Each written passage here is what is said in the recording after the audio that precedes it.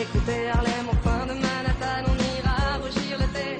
Dans les souks à Amman, on ira nager dans le lit du fleuve Sénégal. Et on verra brûler Bombay sous un feu de Bengale. On ira gratter le ciel en dessous de Kyoto. Alors Marido Perrin qui est notre guide toute cette semaine pour nous faire visiter les plus belles côtes de notre pays. On a fait quelques petites virées déjà. Ben là nous partons pour la côte fleurie. C'est en Normandie, c'est du côté de Honfleur. Voilà, c'est entre Cabourg et Honfleur. Je pense que c'est l'une des plus petites côtes, sinon la plus petite côte de France, mais elle est très visitée. Et cette année, la côte fleurie se confond vraiment avec la côte des impressionnistes. Parce qu'à l'occasion du Festival de Normandie, d'ailleurs, il n'y a pas que la côte qui y participe, tous les départements normands y participent. C'est l'hommage qui est rendu aux impressionnistes. Et on a mis en évidence deux expositions. La première, elle est sur la jetée de Trouville, où ils ont eu l'idée de remettre des reproductions de tableaux en situation. Et la seconde, et bien sûr, c'est au musée Eugène Boudin à Honfleur, qui rend hommage au précurseur de l'impressionniste, Eugène Boudin donc, avec un hommage à la femme et à la mère. Et puis, on va retrouver ensuite les planches de Deauville, où là, c'est un hommage à un photographe disparu cette année, Willy Rizzo, et c'est Monsieur le maire qui nous en parle. Visite guidée.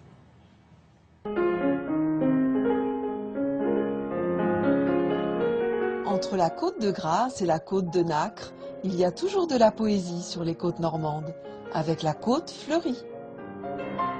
La côte fleurie, ça pourrait apparaître comme un tout petit territoire, mais c'est un grand littoral connu dans le monde entier qui va de Cabourg à Honfleur, passe par Trouville, Deauville, Villers-sur-Mer, Villerville. Pour ce qui concerne le territoire autour de Deauville, c'est le cœur Côte-Fleurie, c'est le nom de notre communauté de communes et elle rayonne dans le monde entier.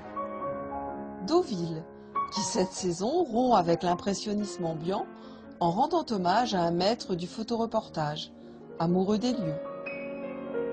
Willy Rizzo, il est décédé en février. Pendant la préparation de cette exposition, il a été un très grand photojournaliste pour Paris Match. Il a fait la une du premier numéro de Paris Match avec Winston Churchill. Et ensuite, il a fait 210 unes de Paris Match. Et puisque de Deauville à Trouville, il n'y a qu'un bassin de pêche pour séparer les deux villes, dans l'un ou l'autre sens pour le traverser, suffit d'emprunter le bac de Manu, le plus basané des Normands. Sur la jetée de Trouville, où comme chacun sait, les ciels de Normandie, ce sont des tons de gris, légèrement ensoleillés.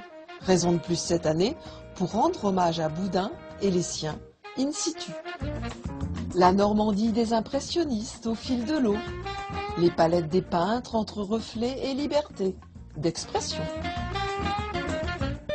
Et c'est à Honfleur, au musée du célèbre précurseur de l'impressionnisme, Eugène Boudin, qu'elle prend toute sa dimension, avec un hymne, un symbole, la femme et la mère.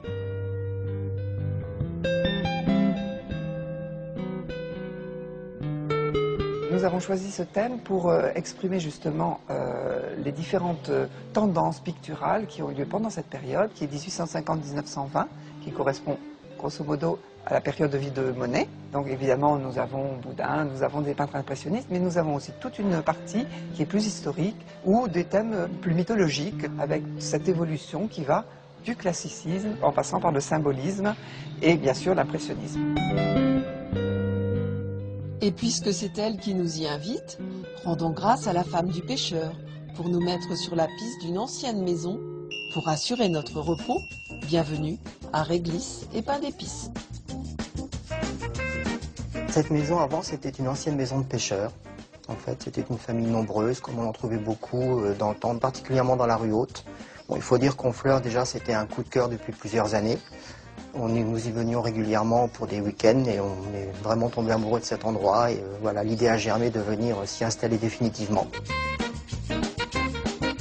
Loger dans la rue Haute, enfin, c'est ce qu'ils disent. C'est la rue la plus basse de la ville parce qu'à l'origine, le boulevard qui est parallèle de cette rue, le boulevard donc Charles V, c'était le littoral. Et là où il y a le phare au bout de la rue, c'était donc le bord de mer, d'où le nom. Ils aiment le rouge, passionnément. On aime beaucoup le rouge et c'est pourquoi donc dans notre champ Pompadour, la tonalité de rouge prédomine. Le plus rigolo, c'est la salle à manger. le rouge, les roses et les fleurs. Et puis Réglisse, la mascotte de leur demeure.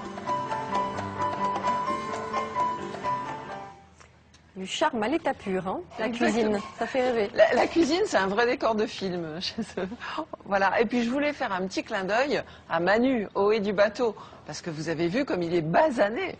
Oui. Et il est très sympa. Il a eu Écoutez l'idée bien de Manu, nous emmener. c'est le coup de cœur du jour, c'est Manu. Eh ben, écoutez, Manu, il a eu si une bonne vous nous idée. écoutez. Il a eu une bonne idée de nous emmener, parce que moi je trouve ça génial de faire la traversée entre Deauville et Trouville sur son petit bateau, voilà, plutôt que d'emprunter, faire le tour avec la voiture. On et vous laisse des d'encombrer. souvenirs Voilà. émus.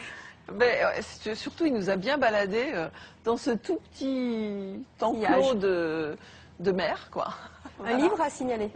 Un livre à signaler, eh bien le livre de l'exposition La femme et la mer, que vous pourrez acheter au musée Eugène Baudin, bien sûr. Merci beaucoup, Marie-Dominique.